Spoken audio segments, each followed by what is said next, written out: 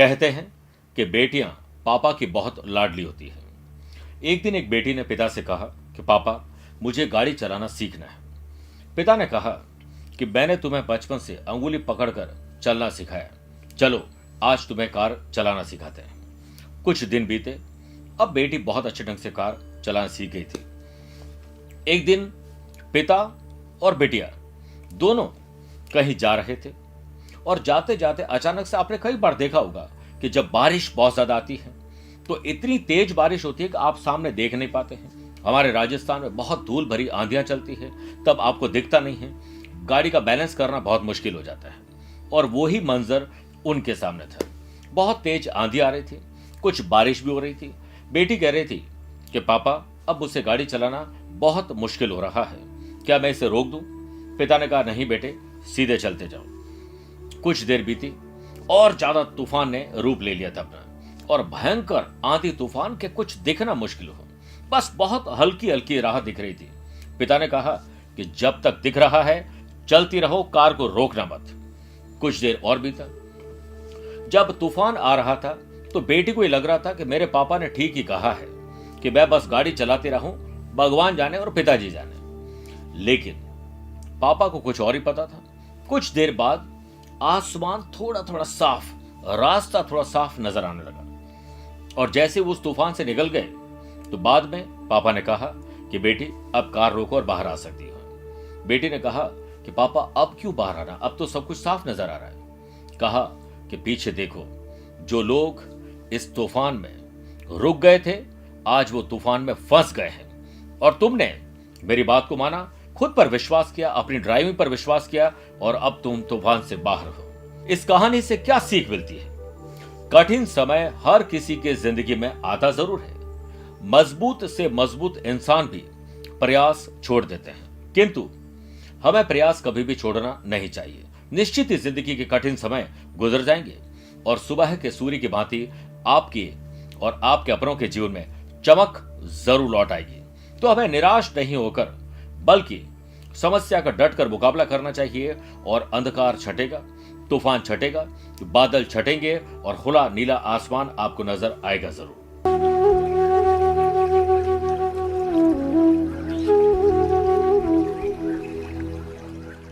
एक समय की बात है, गौतम बुद्ध एक गांव से गुजर रहे थे। एक अशिष्ट व्यक्ति, यानी जिसके पास शिष्टाचार का कोई अनुभव नहीं था, वो वहां से गुजरते वक्त गौतम बुद्ध पर बहुत गुस्सा करता है, उनका अपमान करने लगता है और कहता है, तुम्हें कोई ज्ञान नहीं है, तुम भी दूसरों की तरह मूर्ख ही हो, तुम एक ढोंगी इंसान हो जो अपने बेकार के प्रवचन से लोगों को मूर्ख बनाते हो। ऐसे वो आदमी बहुत सारी गालियां और भी निकाल रहा था।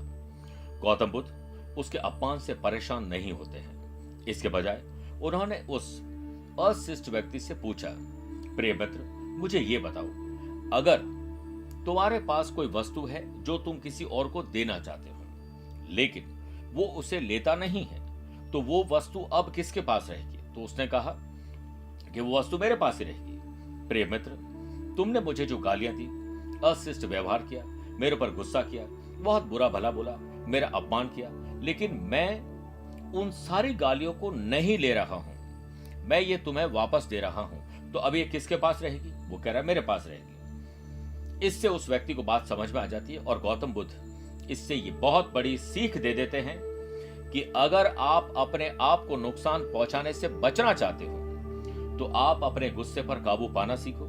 जैसे मान लीजिए आपको ही कोई कहता है कि आप तो गधे हैं, या मुझे कोई कहता है कि आप गधे हैं, और मैं तुरंत उस व्यक्ति से लड़ाई झगड़ा करना शुरू कर देता हूं, दैट मीन्स मैंने एक्सेप्ट कर लिया कि मैं गधा ही हूं, तभी मैं लड़ाई झगड़ा कर रहा हूं। आपको कोई कहे या मुझे कहे कि आप मूर्ख हैं और हम उससे बहस करने लगते हैं, दैट मीन्स हमने एक्सेप्ट कर लिया कि हम मूर्ख हैं। प्रिय साथियों, किसी के कहने से कुछ फर्क नहीं पड़ता है। किसी की गाली देने से आप एक्सेप्ट मत करिए, आप उस गाली को मत लीजिए, तो वापस उसी व्यक्ति के पास चली जाएगी और आपके दिल पर बोझ नहीं रहेगा, कोई टेंशन, डिप्रेशन, परेशानी नहीं रहेगी, और प्यार और मोहब्बत से आप अपना जीवन जी पाएंगे। प्रिय साथियों, गुस्से में आकर किसी को गाली गलौज देना भी गलत बात है। समय है, बदलते वक्त नहीं लगता है।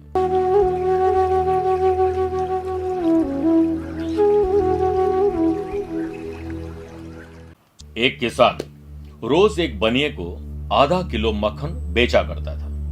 एक दिन बनिए के मन में ख्याल आया और घर जाकर ये सोचा कि मैं आज उस मक्खन को तोलता हूं ताकि पता चल जाए कि सही मात्रा में मुझे मक्खन मिल रहा है या नहीं मिल रहा है। उसे वजन किया तो पता चला कि मक्खन आधा किलो से थोड़ा सा कम, तकरीबन आप ये समझ सकते हैं 50 ग्राम कम था।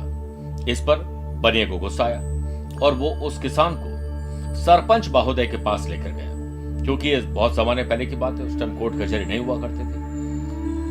सरपंच महोदय बन गए जज। उन्होंने किसान से पूछा कि वो मक्खन को तोलने के लिए क्या इस्तेमाल करता है। किसान ने जवाब दिया, हुजूर, मैं अनपढ़ और गंवार हूं, मेरे पास कोई आधा किलो का बाट या भार माप नहीं है। तो सरपंच ने पूछा, फिर तुम मक्खन तोलते कैसे हो? किसान ने पूछा, हुजूर, मैं बहुत समय से रोज इस बनिए की दुकान से आधा किलो आटा खरीद के लाता हूँ और जो आटा लाता हूँ उसके बराबर मक्खन तोलकर इस बनिए को दे देता हूँ। अगर कोई दोषी है तो वो ये बनिया है जो मुझे रोज कम आटा तोलता है और कम आटा देता है। क्या सीख मिलती है कि चोर की दाढ़ी में तिनका, ये कहावत आपने सुनी होगी। जब किसान को कभी भी ऐसा ख्याल नहीं आया कि ये मुझे आटा कम देता है या नहीं देता है, क्योंकि किसान को ये बनिए को अच्छी तरह पता था कि वो कम ही आटा देता है, इसीलिए उसको ये ख्याल आया कि कहीं ये भी तो ऐसा नहीं करता है। अपनी जिंदगी में हम जो कुछ भी देते हैं वो हमारे पास लौट कर जरूर आता है। आप कभी कल्पना करिए कि आपने किसी को गाली दी हो, बदले में वो भी आपको गाली देगा। अगर आप प्यार मोहब्बत से बड़े मुस्कुराहट के साथ किसी से बात करोगे और फिर वो आपको गाली दे, ऐसा नहीं देखा होगा। जब भी आप किसी के लिए अच्छा करोगे तो अच्छा मिलेगा, सम्मान दोगे तो सम्मान मिलेगा, बुराई करोगे तो बुराई मिलेगी, अपमान करोगे तो अपमान मिलेगा, कम तोल कर दोगे तो कम ही मिलेगा। इसीलिए किसी को भी धोखा देने की कोशिश ना करें।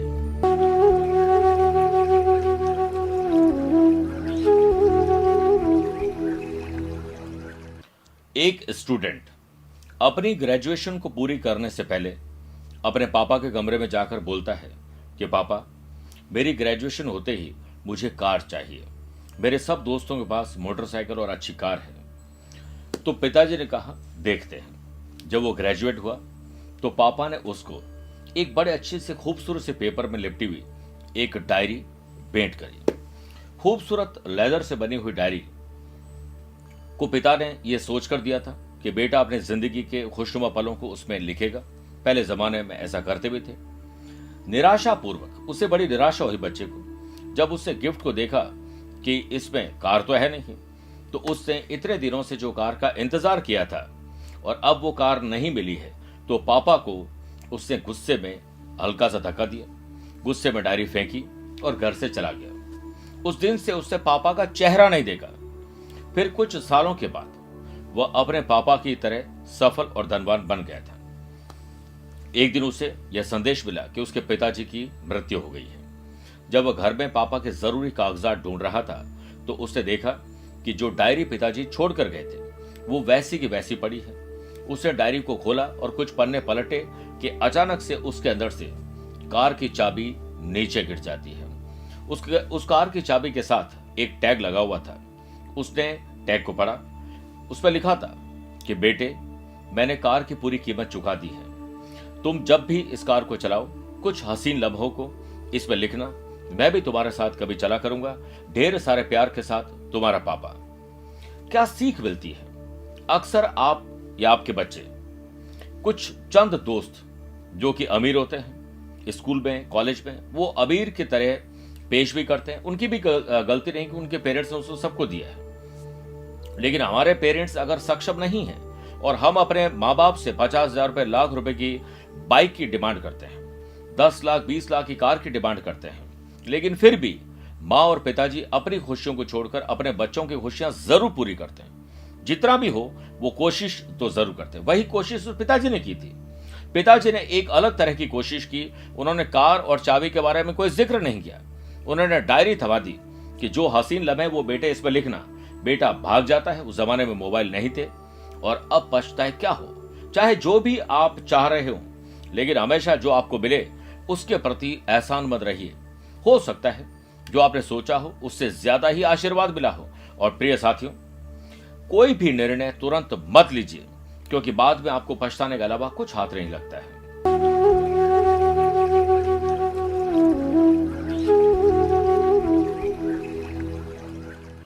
दो परिवार आस पड़ोस में रहते थे।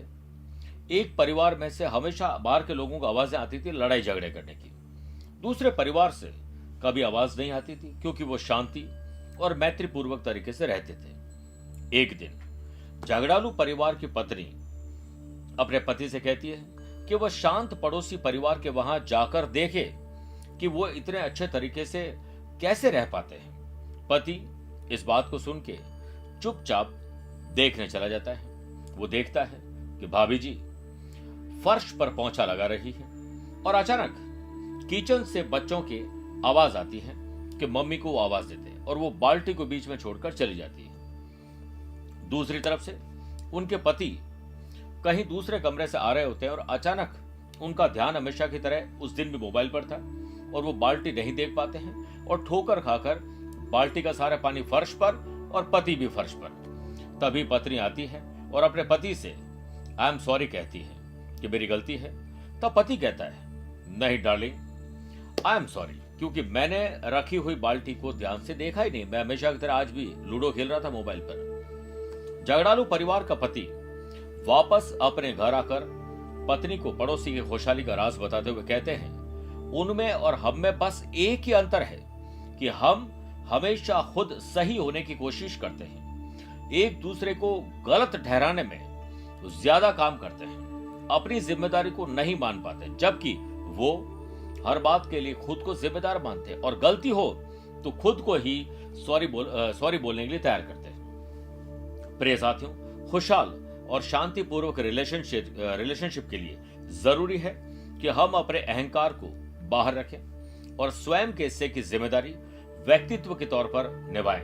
क्या सीख मिलती है? एक दूसरे को दोषी ठहराने से दोनों का नुकसान होता है और अपने रिलेशन को भी हम खराब करते हैं। परिवार में दूसरे की जीत भी अपनी जीत होनी चाहिए। अगर हम बहस करके दूसरे सदस्य को नीचा दिखा दें, ये उसकी हार नहीं बल्कि आपकी हार है। इसीलिए परिवार को तोड़ना नहीं, जोड़ना सीखें। ऐसा करने से आप एक खुशहाल और शांतिपूर्वक जीवन का हिस्सा बन जाएंगे।